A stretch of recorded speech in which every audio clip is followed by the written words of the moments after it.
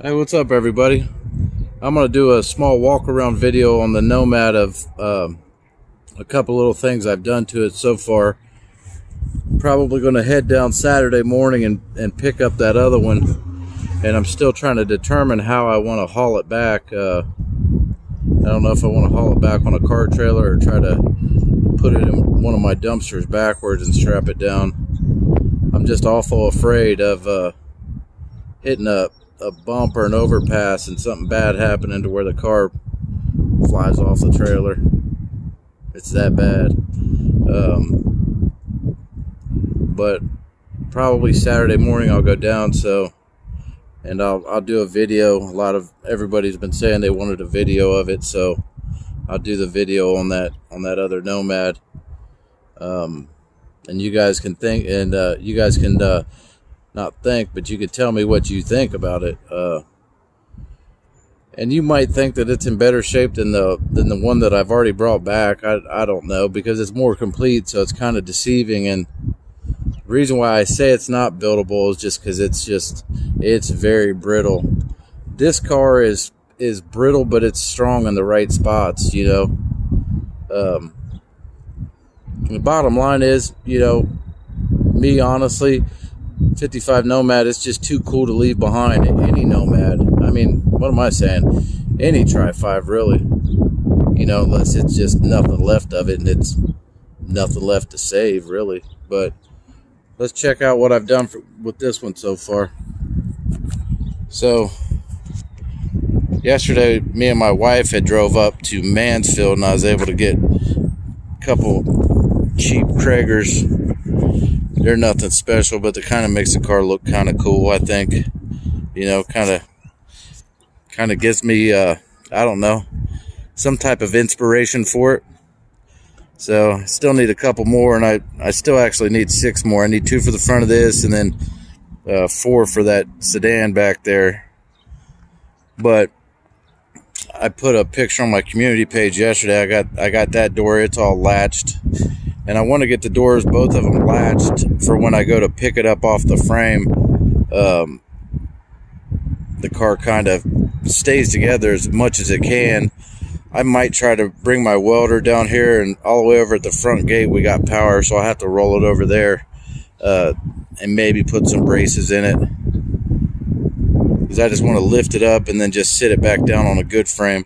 Because the wood and the blocks and things like that in the back is actually keeping the frame where it's supposed to be right now, you know, where it's not jacking the floor up real high. But the things that I've noticed so far on this car, other than it's just so daggone rough, is look at that bump stop. I don't know, the other one might have already fell off on the other side. They have this rear end sitting upside down on the leaf springs. It should be flipped. Not only should the rear end, that bump stop should be pointing up, but this side right here that we're looking at is actually going to be the right side. It should be over there. So they've flipped the rear end up or upside down and then spun it around. And then they've taken leaf springs off of it. The old car's only got 3 or 4 leaf springs in the back of it, so I don't know what they was trying to accomplish there.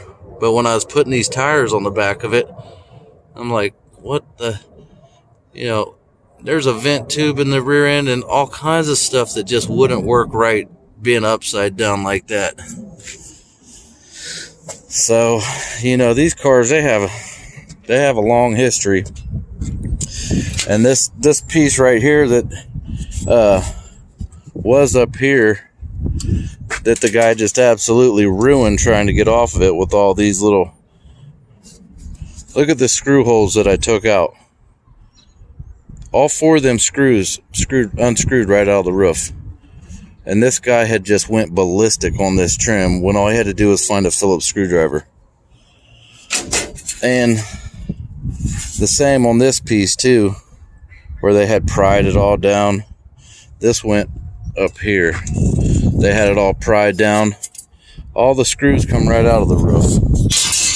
So I was able to get them 2 junkers off of there. This Krieger's a little bit better over here, but the old car is super rough, but both doors are latched now, and I was poking around at it. I cleaned it all out and took most of the headliner out of it, just because it was all hanging down, and then I swept it and got all the junk out of here. They had some type of little wooden seat brackets to hold the bucket seats. And I think what happened, see, I got the frame, the floors are kind of back down where they close right now, and I got that wood brace in the body for what it's worth. But I think what happened when he went to lift this car up with the loader to move it, he just lifted it so quick that that frame was just so rotted out that as soon as he hit it, it just turned to ash. Really, it just collapsed right in. And it's the frame's rusty in several different spots. So, like I said, that's why the wood's underneath it there, to just kind of keep it positioned properly. So, but there's a little update. Maybe the beginning of next week I'll swap the frame, get it sitting on a good frame, and then kind of go from there. And I even got this front left side kind of cribbed up just to kind of help it resemble something, you know. I still think the car is worth building, I really do, but it's going to take a lot of dedication, a lot of work, and a lot of time.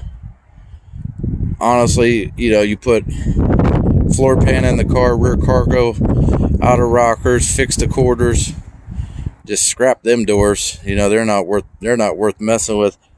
This one's somewhat straight, but it's got 25 bullet holes in it, and the bottom's gone.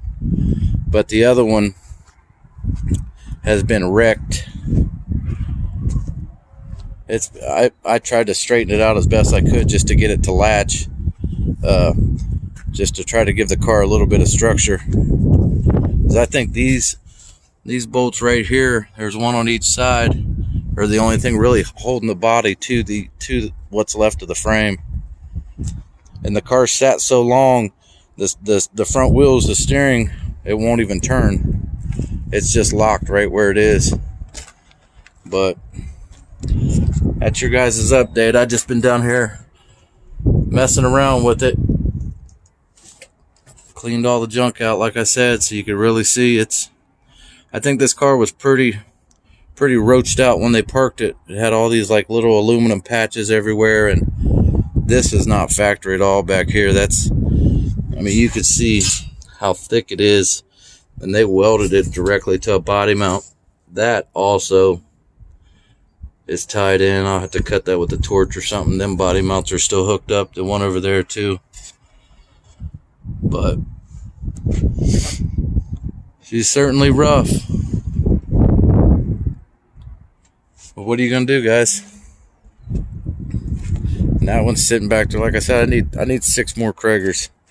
2 for the front of this, and then 4 for that car over there. But I cleaned it all out. I tried to take any damaged stuff off of it, just try to make it just look a little bit better. I don't want the guy that owns the area we rent down here to throw a fit, tell me to drag it out of here. He probably thinks I'm nuts when he sees it.